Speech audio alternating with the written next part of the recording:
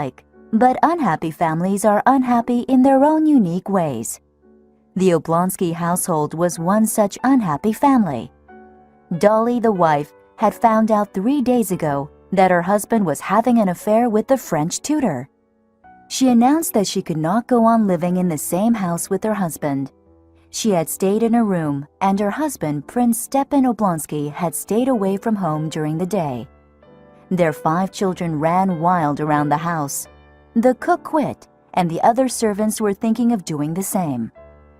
On the 3rd morning after the quarrel, Prince Oblonsky, who was called Stiva by his friends, woke up on the leather couch in his study. He had just had a wonderful dream, and he was smiling as he reached up for his robe. Suddenly, he realized that he was in his study, and his robe was in his wife's bedroom. The smile on his face vanished. It's all my fault, Stiva thought. Dolly will never forgive me. What have I done? But the real tragedy is that I cannot really be blamed. Stiva remembered how he had come home from the theater 3 nights ago. He had found his wife in their upstairs bedroom with a letter from the French tutor in her hand. The memory of the look of pain on his wife's face and the tears in her eyes still stabbed his heart. The affair with the French tutor was not the first for Stiva. He was 34 years old and was quite handsome and charming. Women younger than his wife were constantly attracted to him. The biggest problem was that he was no longer in love with his wife. She was a good wife and mother, but she was no longer a beautiful young woman.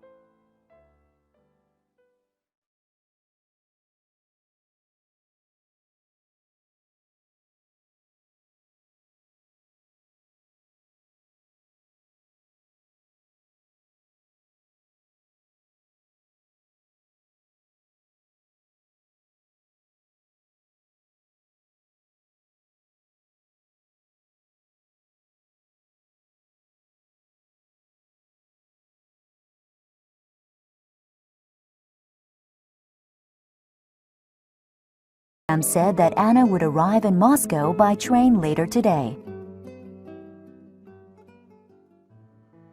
Stiva dressed and then opened the door from his study to his wife's bedroom. Dolly was standing in front of an open wardrobe. She was trying to decide if she should pack her things and leave with the children. In spite of her anger, Stiva was her husband, and in her heart, Dolly still loved him. Anna is coming today, said Stiva in a soft voice. Well, what is that to me? I can't see her, exclaimed Dolly. I am going to take the children and leave this house. You can live here with your mistress. Dolly, please understand, said Stiva. Understand? You are a repulsive, hateful man. Dolly, please think of the children. It would ruin them to grow up without their father. Don't punish them. Punish me. I'm the guilty one. Stiva pleaded. Without a word, Dolly moved toward the door. Dolly, one more word, Stiva said as Dolly opened the door. Go away! Screamed Dolly, and she slammed the door closed behind her. Sadly, Stiva went downstairs and told his servant to prepare a room for Anna. Then he left for his office at one of Moscow's courthouses. As a student, Stiva was intelligent, but he had been lazy and mischievous. However, most of the rich and powerful in Russia knew his father, and these connections helped him get a high-paying job in the government. Stiva was not a man who had great ambitions, and he did not work hard. He relied on his charming manners and quick wits to make people happy. At noon, Stiva was leaving a meeting when he saw a broad-shouldered man running lightly up the stairs toward him. Stiva smiled in pleasure. Levin, what a pleasant surprise. What are you doing in Moscow? Said Stiva. I must ask you something, said Levin. Suddenly, he seemed to be shy. Would you happen to know what the Shcherbazkys are doing? Stiva immediately knew why Levin had come back to Moscow. It was no secret to him that Levin was in love with Princess Kitty Shcherbetsky, Dolly's younger sister.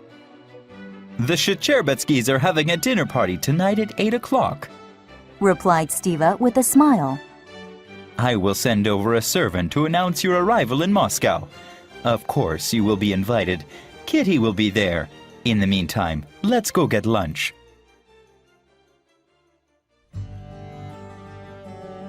Over lunch, Stiva asked, So, why did you stay away from Moscow for so long? And why have you suddenly returned? As you have guessed, I am in love with Kitty.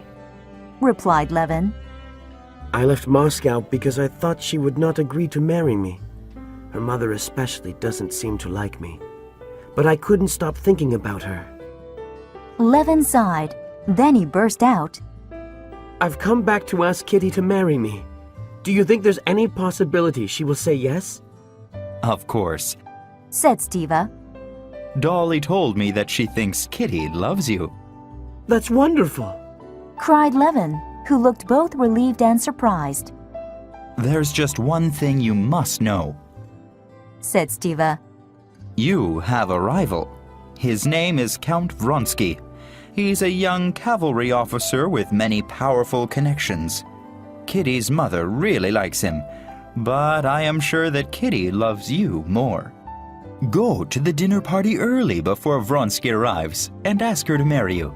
Good luck. Stiva went off to meet Anna at the train station, while Levin went back to his apartment.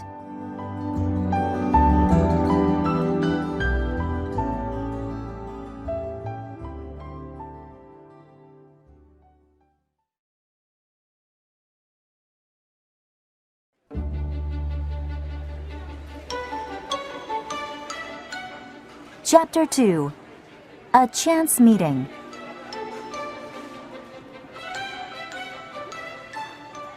At the train station, Oblonsky met Count Vronsky while waiting for the train from St. Petersburg. Who are you meeting? Asked Vronsky. I've come to meet a pretty woman. Replied Stiva. My sister, Anna. Oh, Karenin's wife. Said Vronsky. Yes, so you know her. No, not really. I don't remember. Said Vronsky. The name Karenin gave him the impression of someone very official and boring. But you must know my respected brother-in-law. He's a high government official. Said Stiva. Yes. Replied Vronsky. I know him by reputation and by sight. I know that he's quite clever and religious. Anyway, I am here to welcome my mother. Their conversation was interrupted by the sound of the train approaching.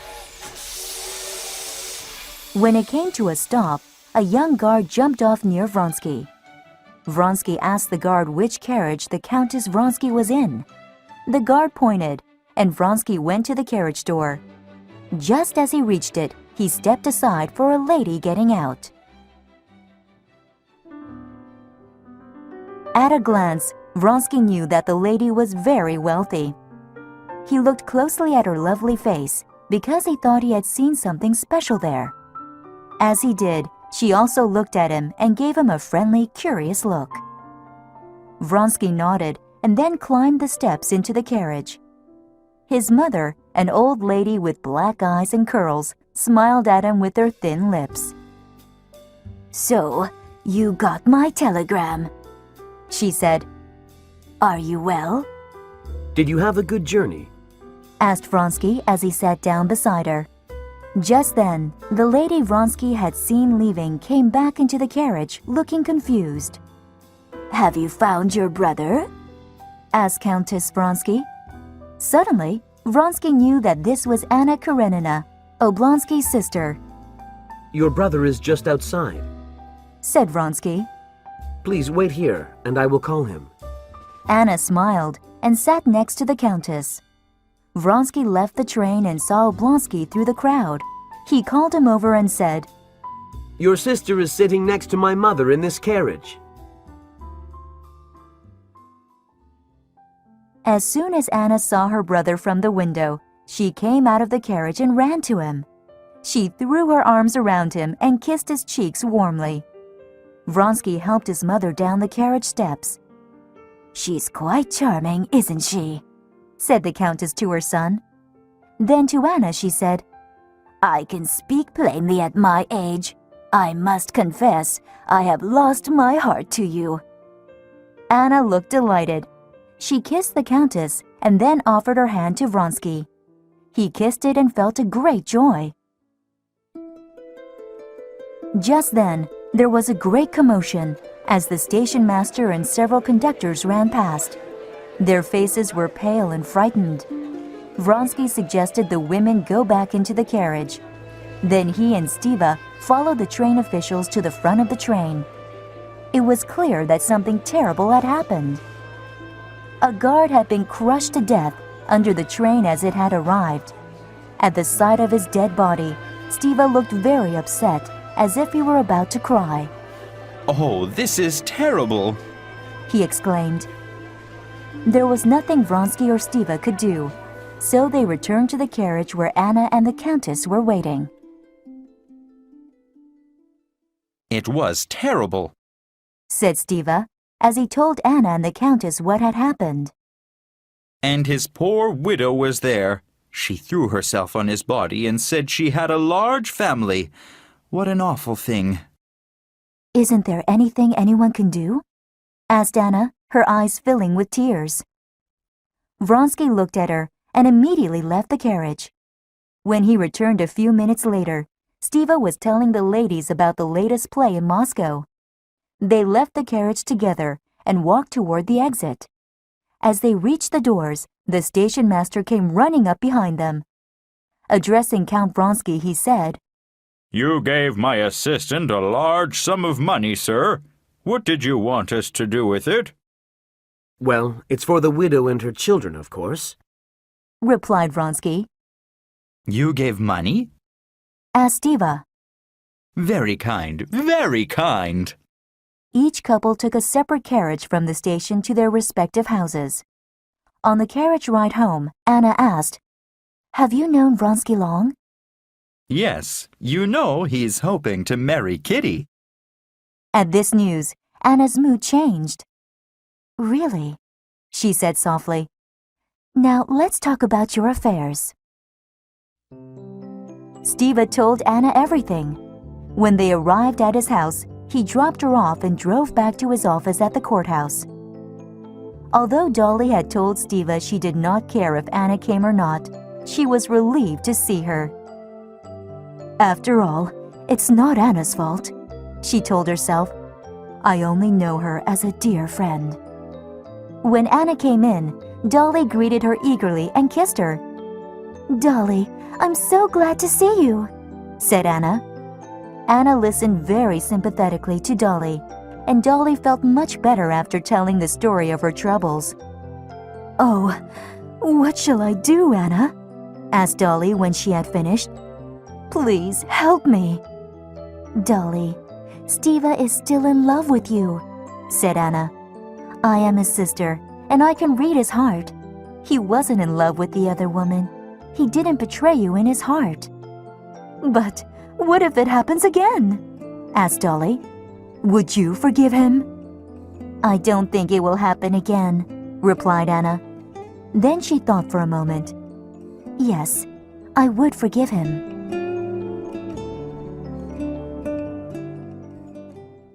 In the end, Anna persuaded Dolly to forgive Stiva. Just after Dolly agreed to forgive her husband, Kitty arrived. She had come over to see her older sister Dolly. Kitty had never formally met Anna, but she knew who she was. Kitty hoped this fashionable woman from St. Petersburg would not think she was a silly young girl. Anna did like Kitty, and they both got along well. All three of them chatted for about an hour. Before Kitty left, she told Anna, "Oh, you must come to the grand ball next week. Many important and fashionable people will be there." "And your Count Vronsky?" asked Anna. Kitty blushed. "I had the pleasure of meeting him at the train station today," said Anna. He seems to be a very handsome and generous man. I think I will stay for the grand ball next week." Kitty left, and Dolly told the servants to prepare dinner. That night, Dolly, Stiva, Anna, and all the children had dinner together. Dolly also called her husband Stiva, which she had not done for 3 days. This pleased Stiva very much, and he was grateful to Anna. Across town, the Shuchabarskys' butler announced Levin's arrival at 7:30. When Kitty heard this, she felt excited but was also afraid. She knew why he had come early. Levin entered the hall and found Kitty standing there alone. He looked at her with excitement, but he was also shy. "My dear Levin, I heard you had returned to Moscow," exclaimed Kitty. "How long will you stay this time?" "Well, that depends on you," he said. "I mean, what you should understand is, I came to be my wife." Kitty felt overjoyed, which surprised her. She was very fond of Levin, whom she had known since childhood. However, she thought of Levin more like a brother than a possible husband. She did not expect to feel such strong emotions at his marriage proposal. But then she remembered Vronsky, and she looked at Levin steadily. "No, it cannot be," she said softly. "Forgive me." Levin stood still for a moment. Then he said with a broken heart, "No, of course you can't. I understand." Levin was about to leave when a handsome man in a uniform came in. Levin watched Kitty greet Vronsky. Her eyes and face were bright as she looked at him. He could see that Kitty truly loved Vronsky.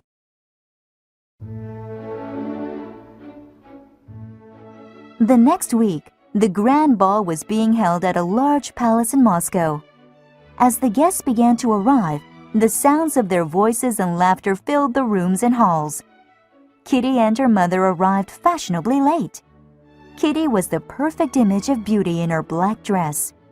Many people looked at her admiringly as she walked up the steps with her mother to the grand ballroom. At once, Kitty saw that the most important people at the ball were talking together in one corner of the room. Stiva was there with Dolly. Anna, in a beautiful black velvet dress, was also there.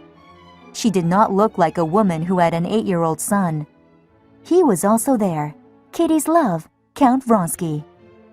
Kitty's heart beat a little faster at the sight of the uniformed Count. As Kitty joined the group, Anna smiled at her and complimented her dress and beautiful appearance. Count Vronsky asked Kitty to dance. While they danced, they did not talk about anything important, but Kitty was not worried. She was sure that he would ask her to dance the most important dance of the evening, the mazurka. Kitty was sure that Count Vronsky would propose marriage to her at that time.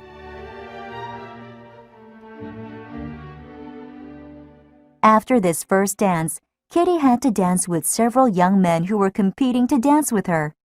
She could not refuse them. As she danced with one of these young men, she suddenly saw Anna dancing with Count Vronsky next to her. Kitty became slightly alarmed, and she watched Anna and Vronsky closely. Anna was looking up at the Count with bright eyes. Every time he spoke to her, she seemed to be filled with joy, and her eyes became brighter. To Kitty's horror, the same expression of excitement and happiness was reflected on Vronsky's face. When the mazurka finally began, Kitty was asked to dance by an old family friend, Kurunsky. She accepted, as she could see Vronsky was already dancing with Anna. The more Kitty looked at them, the more she realized that they were very attracted to each other. Kitty was heartbroken. Later in the dance, Anna and Kitty found themselves dancing next to each other. Anna reached out her hand to Kitty, but Kitty ignored it and moved away. Suddenly, Anna saw the look of despair and jealousy on Kitty's face.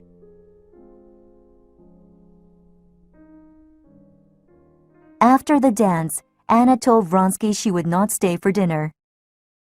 "Thank you for the wonderful time," she said. "Now I must go home and prepare for my journey back home tomorrow." "So you really are leaving tomorrow?" asked Vronsky. Yes, I must, replied Anna. Her eyes shone and her smile warmed Vronsky's heart. Early the next morning, Anna sent a telegram to her husband, telling him she would leave today for St. Petersburg on the overnight train. I must go, she told Dolly, and I must confess the reason for my sudden departure. I have ruined it for Kitty and Vronsky. She's jealous of me, and I made the ball last night torture for her. But it's really not my fault, or at least just a little bit. You sound like my Stiva, exclaimed Dolly. But remember, Anna, I'll always love you as my dearest friend. I won't forget what you did for me. That night, as Anna rode on the train home, she felt relieved and happy to be going home. Soon I will see my son Serioza and my husband, she said to herself. Then my simple life will continue as before.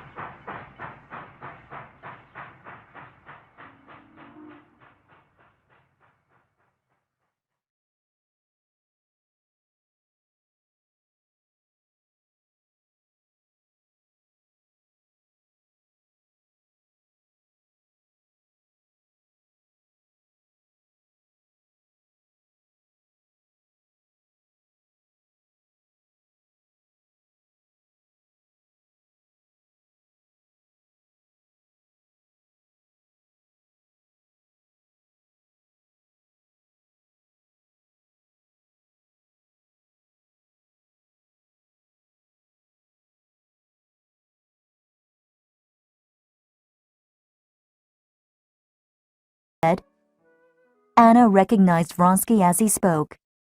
I didn't know you were coming to St. Petersburg, exclaimed Anna joyously. What business do you have there? Can you not guess? Asked Vronsky. I have come to be where you are. Anna felt torn between joy and fear. For a long time she was silent. Then she said, You should not say that, and I beg you, if you are a gentleman, to forget it as I shall forget it. With that, she closed her eyes and tried to sleep. Early the next morning, Alexei Alexandrovich Karenin was waiting for his wife on the train platform. He saw Anna as soon as she stepped from her carriage. Anna also saw her husband immediately. The familiar feeling of dissatisfaction upon seeing her husband arose in Anna. To Anna, her husband was cold, without feeling or passion. Vronsky stepped down from the train and saw Karenin take hold of his wife's arm as if she were a piece of property. For the first time, Vronsky came face to face with the fact that there was a man attached to Anna. He too felt a disagreeable sensation when he saw Karenin. Vronsky approached the couple slowly and said, Did you have a good night? Yes, thank you, replied Anna. Her eyes lit up when she spoke to him. Anna looked at her husband to see if he knew Vronsky. Karenin had an unpleasant look on his face. He disliked the interruption, and he was trying to remember Vronsky's face. This is Count Vronsky, said Anna. I made his acquaintance in Moscow. Ah, we have met before, said Karenin without feeling. I hope I may visit you, said Vronsky, more to Anna than Karenin. We'd be delighted, said Karenin in a cold voice. You may find us home on Mondays. Then he turned, and still holding Anna's arm, they left the station. When Anna and her husband arrived home, Serioza, their son, was very happy to see his mother. Anna told him about her visit to Moscow and gave him some presents. In St. Petersburg, Anna attended operas, balls, and dinner parties with the rich and powerful in Russian society. Count Vronsky's family was one of the richest in Russia, and he also showed up at many of the same events as Anna. He was the commander of an army regiment, and he moved his men to St. Petersburg. Upon her arrival in St. Petersburg, Anna had tried to forget her attraction to Vronsky. However, every time she met him at a dinner party or ball, she was excited and happy to see him. Soon she realized that Vronsky was the main interest in her life. Anna and Vronsky became very good friends and did many things together. Even when Karenin was too busy to go to the theater or other outings, Vronsky would escort Anna. In this way, Anna and Vronsky became lovers. They also became the subject of much gossip among the highest circles of Russian society. Karenin noticed his wife's behavior. He was very worried about what other people might think of him. However, he was not a bold man, so he decided the best way for him to deal with the situation was to ignore it.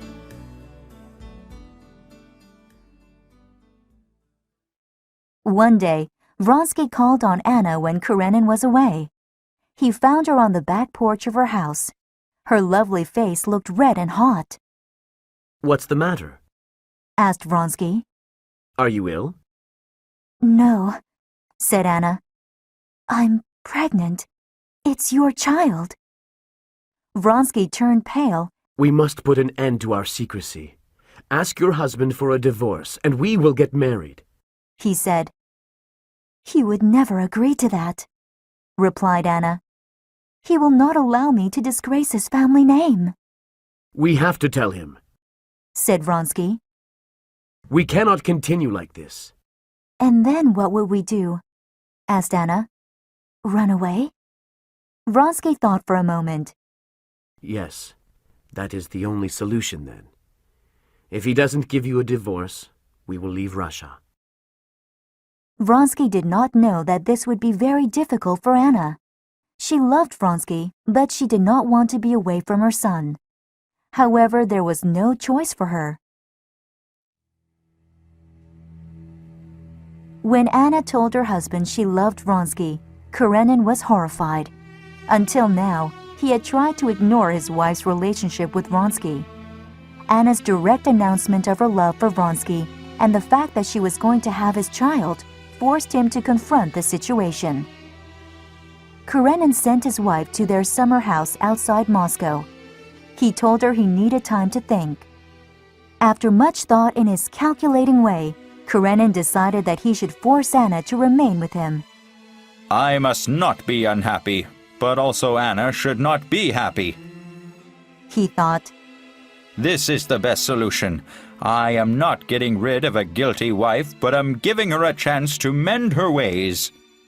He quickly wrote a letter to Anna. Whatever your behavior has been, I do not think that I have the right to cut the bonds that God has made between us. The family cannot be broken because of the sin of one of the partners. Our life must continue as before. I am sure you regret your behavior and will not continue with it. If you do, I am sure you can imagine what the future will hold for you and your son. I ask you to return to our home in St. Petersburg as soon as possible. Karenin. Anna returned home as her husband had instructed. She felt helpless in her current situation. My life was miserable before, thought Anna. What will it be like now that Karenin knows I was unfaithful? And what about the baby? Anna and her husband lived in the same house, and they met every day for dinner so that the servants would not gossip. However, Anna continued to see Vronsky away from the house. Karenin knew this. He only told Anna that Vronsky was not welcome at the house. One day, Vronsky received a note from Anna. I feel sick and unhappy.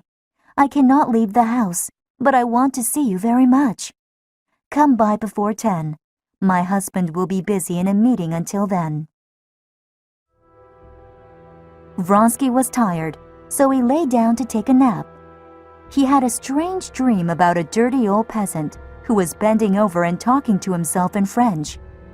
This dream frightened Vronsky, but when he woke up, he thought that he was being very silly. Then he looked at his watch and saw that it was 8 o'clock. He would have to hurry to meet Anna before her husband came back home. When Vronsky knocked on Anna's front door, the servant opened it and gave him a surprised look. Then it was Vronsky's turn to be surprised as Karenin appeared. Karenin stopped and looked at Vronsky with a stern look of disapproval. Then he stepped outside and made his way to a waiting carriage, acting as if Vronsky were not there. If he fought me, I could do something. Thought Vronsky. But he makes me feel like a snake in the grass. Vronsky went inside the house and found Anna in the hall. What was your husband doing here? Asked Vronsky. He was away, but he came back for something unexpectedly, said Anna. I'm sorry you met each other, Tell me about this illness. said Vronsky. Is it because you are expecting our child soon? Anna smiled in a gentle way. Soon, our problems will be over. We shall all be at peace, What do you mean? asked Vronsky. I will die in childbirth, said Anna. I know it. Last night, I dreamed that there was a dirty old peasant who was bending over. He was muttering in French. I was so frightened. That's when I knew I would die in childbirth.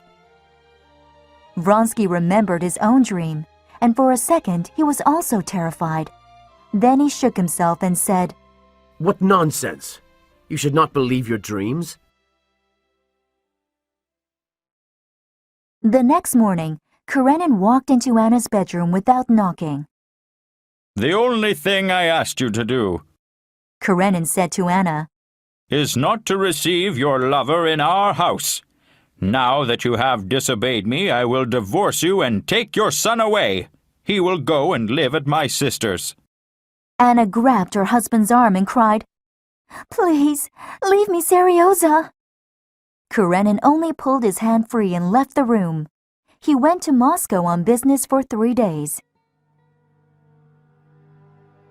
In Moscow, Karenin was walking out of the office of a high government official when he heard someone calling his name. He looked around and saw Oblonsky. Karenin was not happy to see his wife's brother. Oblonsky ran over to speak with him. Why didn't you tell us you would be in Moscow? He said, We're having a dinner party tomorrow night. Come over between 5 and 6 o'clock. Karenin hesitated. Then he said, I can't come to your house. I don't mean to be rude. It's just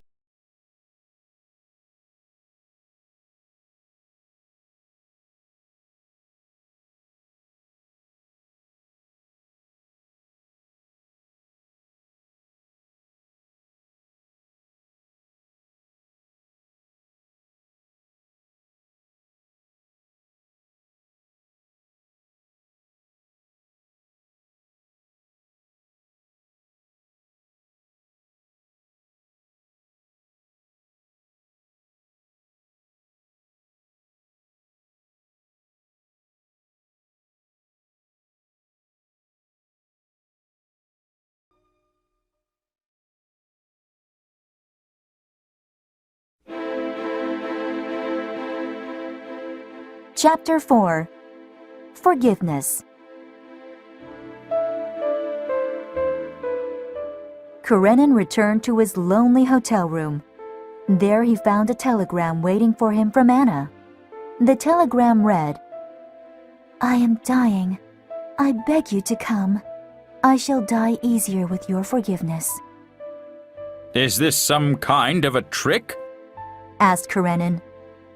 But if she really is dying and I refuse to see her, it would be very cruel. I must return home. Karenin knew that Anna was going to give birth to Vronsky's child soon. He guessed that Anna's health was poor because of the coming childbirth. When he arrived home, a servant opened the door for him. How is my wife? Asked Karenin. She gave birth to a daughter yesterday, Replied the servant. but she is very sick today. The doctors are worried. Karenin noticed a strange hat and coat hanging in the hallway. Who is here now? He asked. The servant hesitated for just a second. Count Vronsky, sir.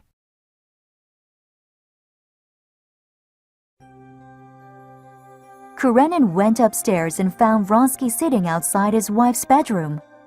Vronsky had his face buried in his hands. He looked up at the sound of Karenin's approach. She is dying. He said. The doctors say there is no hope. Let me stay here.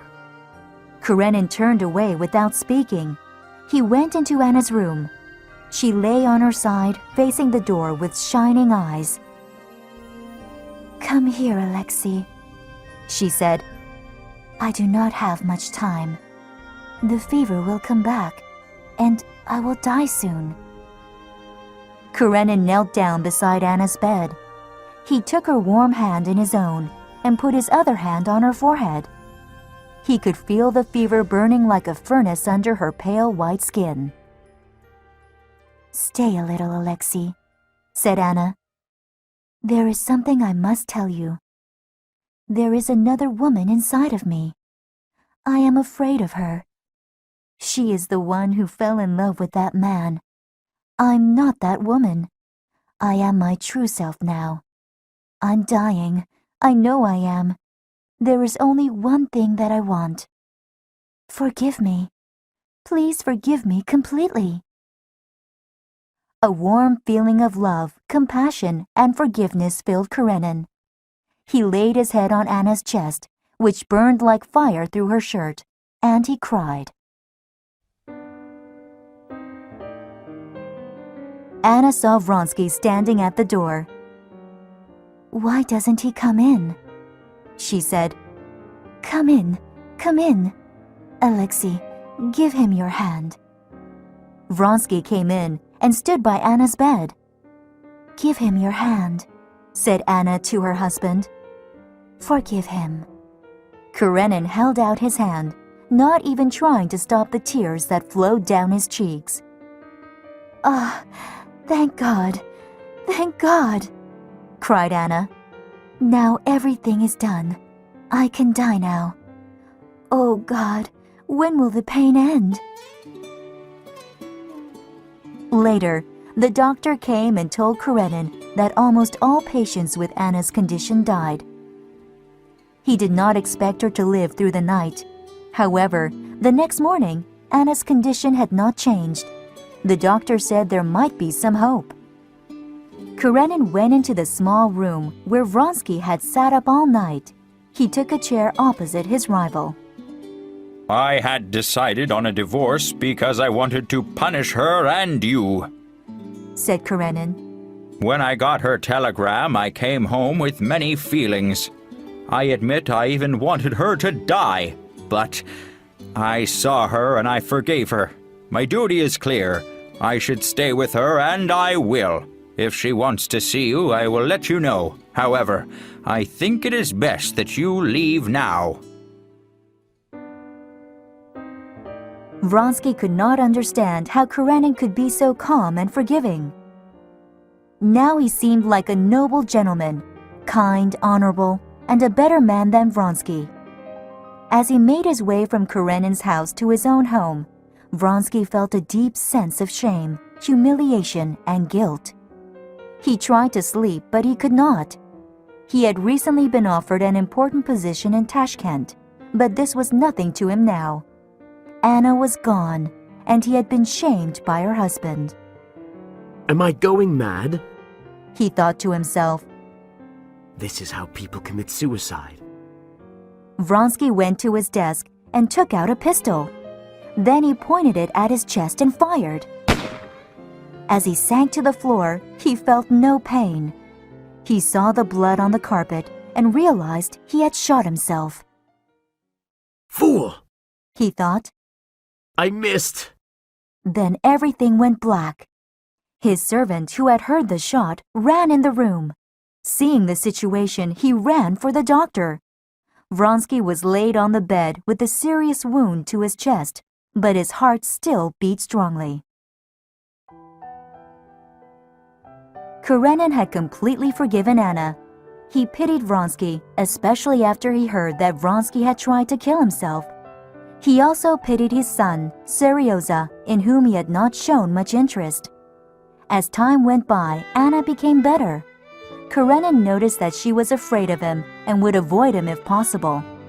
Since becoming well, Anna had forgotten what she had said to Karenin.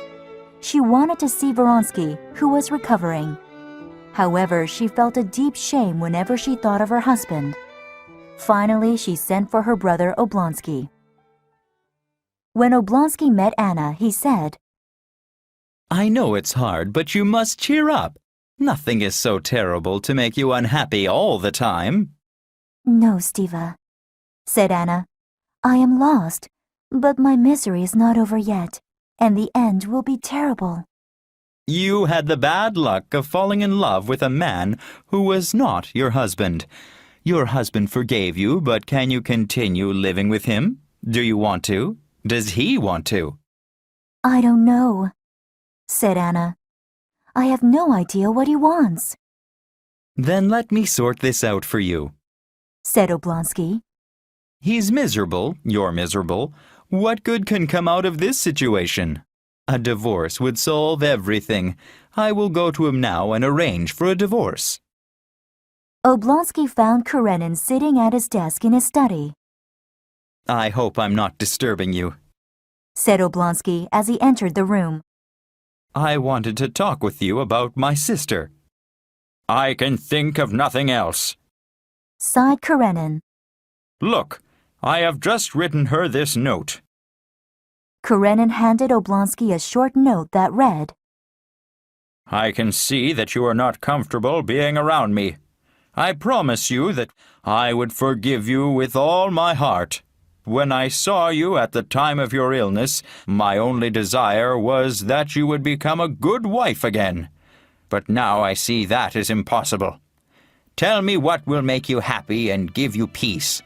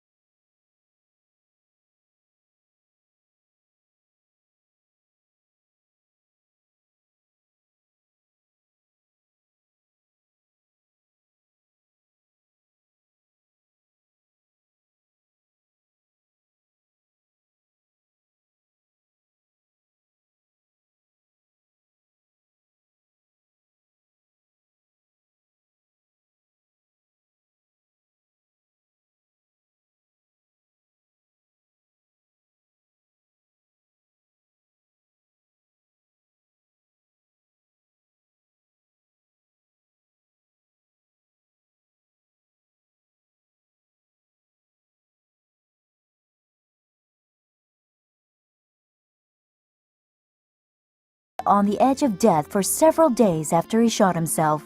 Slowly he recovered. When he was well enough to move around, he decided to give up Anna. The only problem was that he could not remove the sadness from his heart whenever he thought of her. So when Vronsky heard from Anna's best friend, Princess Betsy, that Karenin had agreed to a divorce, he went straight over to Anna's house. Without caring if he ran into Karenin, he went to Anna's room, opened the door, and took her into his arms. He showered her face, neck, and shoulders with kisses. We will go to Europe and leave all this behind us, he told Anna. Anna trembled with excitement and fear. Can we really live as husband and wife? She said. Stiva told me that my husband had agreed to a divorce. Will he really give up Seryoza? Do not worry about that now. Do not think of it, replied Vronsky. Oh, I wish I had died, said Anna as tears streamed down her beautiful face. It would have been easier, but I am so happy to see you again. Vronsky never dreamed that he would resign from the military so quickly. That day he did so without hesitation. In a week, he arranged for Anna and their daughter to leave St. Petersburg. They left for Italy, thinking that Karenin would arrange for the divorce in their absence. For 3 months, Vronsky and Anna traveled through Europe. Finally, they bought a modest house in a small Italian town and lived there for 3 months. Anna was the happiest she had ever been in her life. Her health recovered completely, and the more she learned about Vronsky, the more she loved him. She had him all to herself at last, and his presence was a constant source of joy to her. Anna did not allow thoughts of her suffering husband or abandoned son to ruin her happiness. She had grown very fond of her daughter Annie. During these 3 months, she rarely thought about Seryoza. Vronsky also felt a joyous sense of freedom in having left the army and his social circles. He was happy at first, but as the weeks passed, he became restless. He had no job and no official duties to fill the day with, so they decided to move to Vronsky's large family estate in the countryside near St. Petersburg. But first, they planned to stop in that city so that Anna could visit her son. When Anna left him, Karenin became very unhappy. He could not understand how he could be alone and sad after forgiving his wife and her lover. In addition, he felt humiliated when he went out. He was sure that people were talking about him and laughing. A few days after Anna left, he received a bill from a hat store that Anna had forgotten to pay. When he saw it, an overpowering sense of loss came over him. He sat down and started to cry.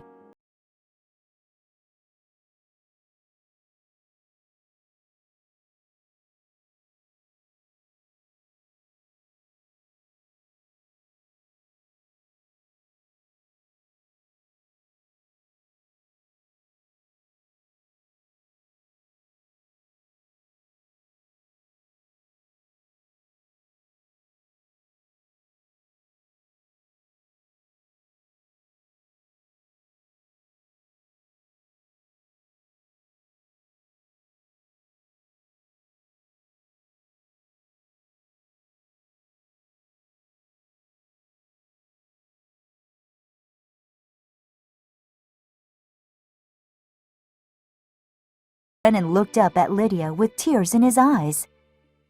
"It's not the loss that troubles me most," said Karenin. "I feel humiliated. Also, I find myself spending all day dealing with household matters, making arrangements for the servants and my son and paying the bills." "I understand, my dear friend," said Lydia. "You need a woman's hand in your household. Will you trust me to manage your domestic affairs?" Silently and gratefully, Karenin pressed Lydia's hand. "I will be your housekeeper," said Lydia. "We will take care of Seryoza together. Don't thank me, but thank him.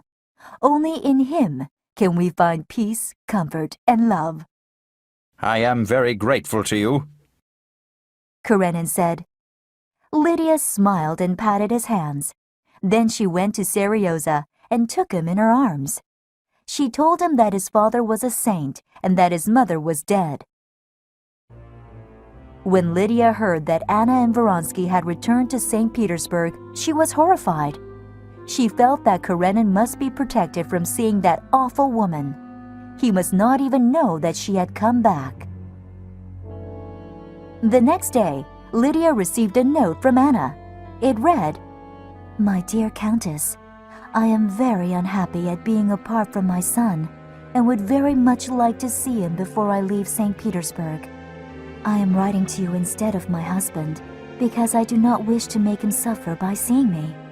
Knowing your friendship with him, I am sure you will understand. Will you send Seryoza to me, or should I come to the house at a time when Karenin will be away? I am very grateful for your help. Anna." Lydia was very annoyed by Anna's note. She decided to ignore Anna's desire not to involve Karenin. When Karenin arrived, Lydia showed him Anna's note. He read it carefully and then said, "I do not think I have the right to refuse her." "My dear friend, you do not see the evil in anyone," exclaimed Lydia. "I have forgiven her," replied Karenin. "I cannot refuse her love for her son." "But is it really love?" asked Lydia. "Can she be sincere in love? And should we allow her to play with the feelings of the boy? He thinks she is dead, and he prays for her. Imagine his shock if he were to see her, I had not thought of that. said Karenin. If you will accept my advice, I suggest you deny her the right to visit the boy, said Lydia. With your permission, I will write a reply saying so. Karenin reluctantly agreed, and the Countess wrote a note to Anna that read, Madame, to remind your son of you will probably cause him to ask questions that would be difficult to answer. It is therefore better if he did not see you. May God have mercy on you. Countess Lydia. Anna's response to Lydia's letter was one of anger.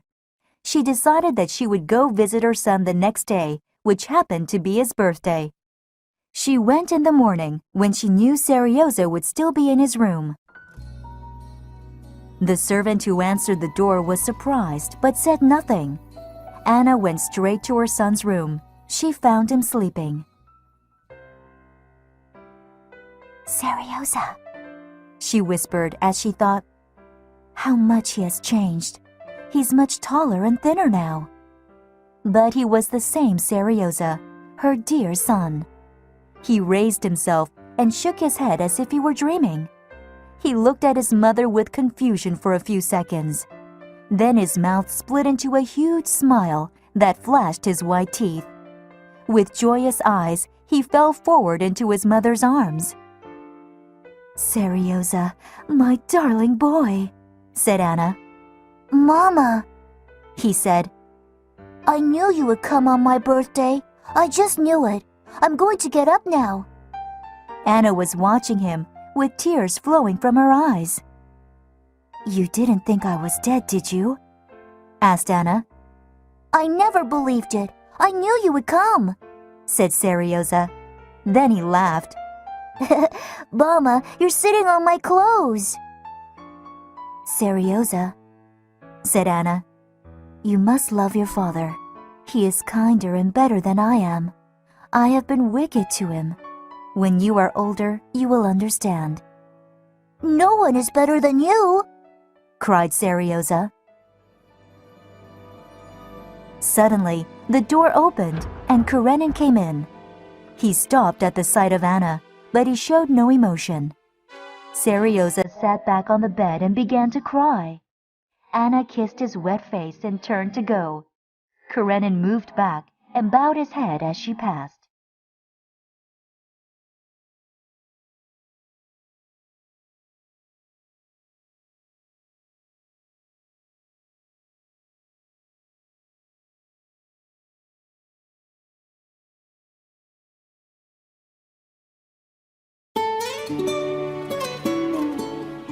Chapter 6. Jealousy.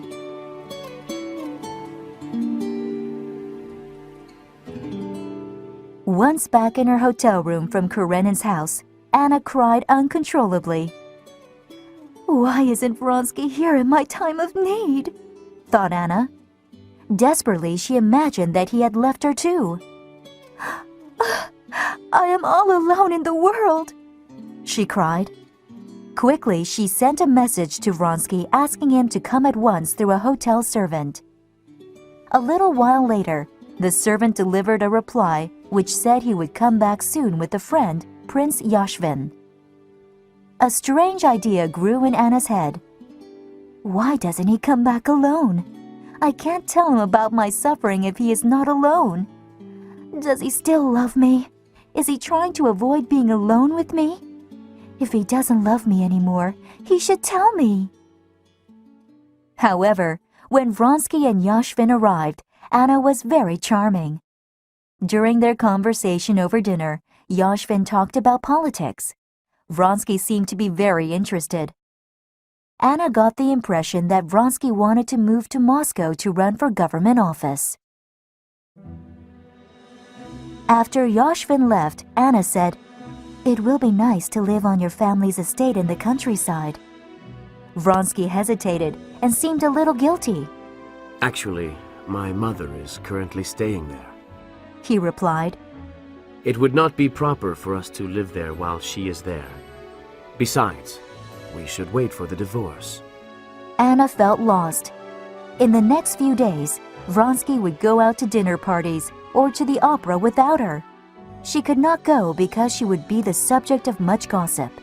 However, Vronsky needed to go there to make important connections. He had decided to become a politician. During this time, Anna became jealous. She imagined Vronsky meeting many young and beautiful women at these social events. She was afraid he might fall in love with another woman. This was actually her worst fear, because Vronsky had once told her without thinking that his mother wanted him to marry the young Princess Sorokina. One evening, Anna became tired of staying at home by herself and went to an opera. During the performance, a member of the royal family who was sitting next to her said hello. Anna had known him for a long time. Suddenly, his wife stood up and said she would not be seen with such a wicked woman as Anna. The wife left abruptly, and her husband followed. All he could do was nod to Anna in pity. Most of the audience in the opera house saw this incident. Anna was extremely humiliated. She stayed as long as she could, frozen in her seat. After a few minutes, she went back to her hotel room and cried. Anna was waiting for Vronsky to return from a dinner party. They had argued the day before, and Vronsky had been away from home the entire day. Anna was feeling miserable and lonely, and she decided to forgive him everything so that they could be friends again. When Vronsky came in, she said, "Well, did you have a good time?" Vronsky could see that Anna was in a good mood, so he said, The same as usual. "Darling," said Anna, "I went for a drive today. It was so lovely, and it reminded me of the country. Your mother has moved to her country house by Moscow, so your estate is empty. We can wait for the divorce in the country," Yes, I agree. said Vronsky. When do you think we should go? "How about the day after tomorrow?" suggested Anna, Yes. Oh, actually, no. said Vronsky. The day after tomorrow is Sunday, and I must visit my mother. He felt a little embarrassed because Anna was looking at him suspiciously. "You could go there tomorrow," Anna said. No, I'm going to my mother's on business, to take some money from her. Replied Vronsky. It won't be ready by tomorrow. "Well then, we won't go to the country at all," said Anna. Why not? Asked Vronsky in surprise. We can go there in a few days. "No," said Anna. "If you loved me, you would want to go immediately. And if you don't love me anymore, it would be better and more honest to say so," Wait, he said. I don't understand. I said we must postpone our departure for a few days, and you accuse me of not loving you anymore. Without looking at him, Anna pulled her hand away from him and left the room. "He hates me, that is clear," thought Anna. "He is in love with another woman." Thinking back to her illness during childbirth, Anna thought it would have been much better if she had died then. "If I die, then all the shame and disgrace I have brought on my husband and Seryoza will be wiped out," thought Anna. "And if I die, he too will be sorry." The next morning, as Anna and Vronsky were having breakfast, a telegram arrived for him. He read it and seemed to be hiding it from Anna. She asked who it was from. It's from Stiva. He said. "Why don't you show it to me?" asked Anna. All right. Said Vronsky reluctantly. Read it yourself. The telegram read, Have seen Karenin, but little hope of divorce. Anna said, "There was no need to hide this from me. A divorce doesn't interest me. Why does it interest you?" Vronsky felt frustrated. Because I like things to be definite. He said, And I think the reason you get upset so easily is because your position is uncertain. "My position is certain," replied Anna. "I am completely in your power. It's your position that is not sure." Anna, if you think I want to be free, Vronsky started to say. Anna interrupted him. I really do not care what your mother thinks and whom she wants you to marry. We are not talking about that, shouted Vronsky. Yes, we are, replied Anna. And let me tell you, I do not care about the heartless woman, whether she is old or not, and I do not want to have anything to do with her. Vronsky became very cold and angry. Anna, please do not speak about my mother like that. Show some respect. Anna spent the whole day in her room. Again, the thought of death came into her mind as the only solution to her problems. Nothing mattered to her now, whether they went to the country or not. All that mattered was to punish Vronsky. Anna laid down for a nap and had the same strange dream about the dirty peasant muttering in French. She woke with a start and heard a carriage outside. Looking out the window, she saw a young, pretty girl lean out. Vronsky ran out of the house and took a package from the girl. He said something and she smiled. Then her carriage drove off and Vronsky came back inside. Trembling with fear and anger, Anna went to Vronsky's study. She decided to tell him she would leave him. That was Princess Sorokina, said Vronsky. She brought me some documents from my mother. We are going to visit her tomorrow, aren't we? You are, but I am not, said Anna. She started to leave. Anna, we cannot continue like this.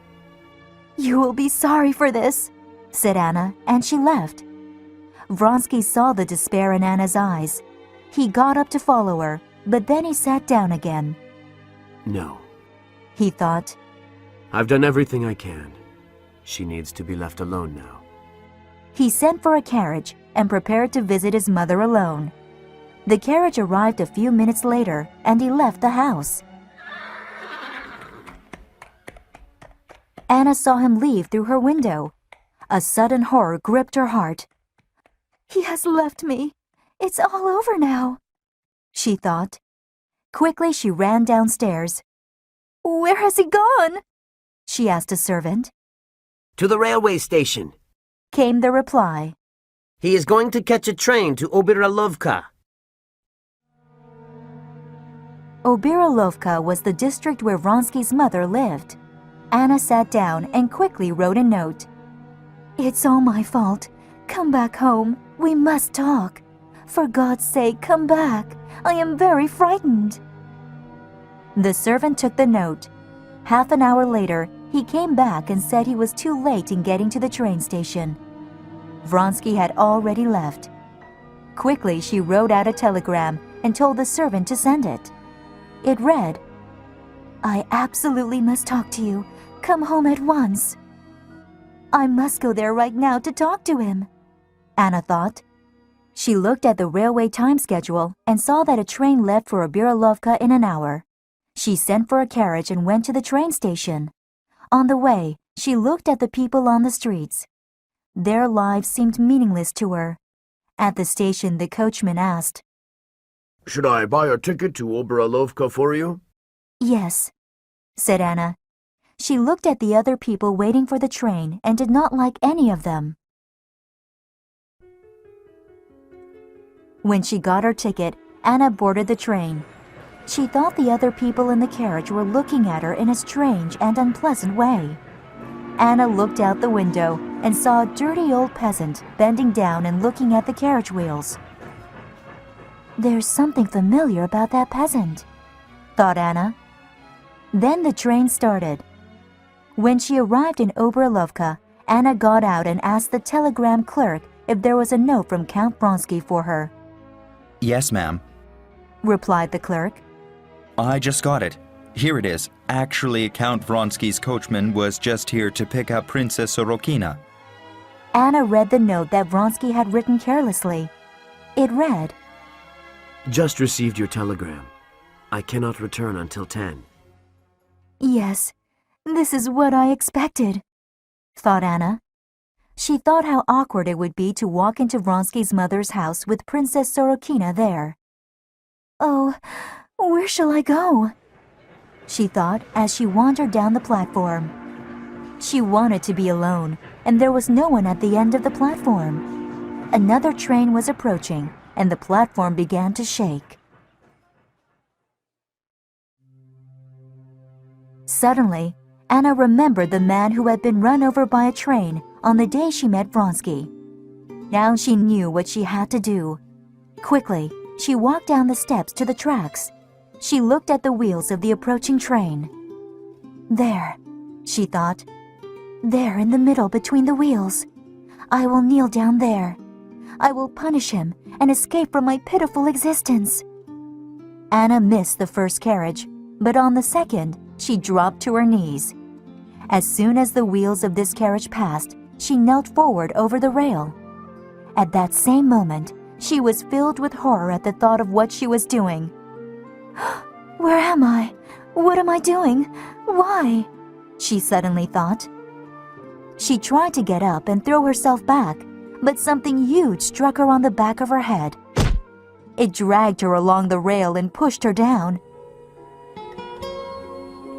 God, forgive me for everything, she thought. A dirty peasant working on the rails on the other side of the train was talking to himself quietly. He did not see Anna as she was pushed along the opposite rail. The light inside her mind, by which she had viewed all her troubles, all her lies, sorrow, and evil, suddenly became very bright. For the first time, she clearly saw everything that had been hidden from her in darkness. But just as quickly, that light grew dim and was lost forever.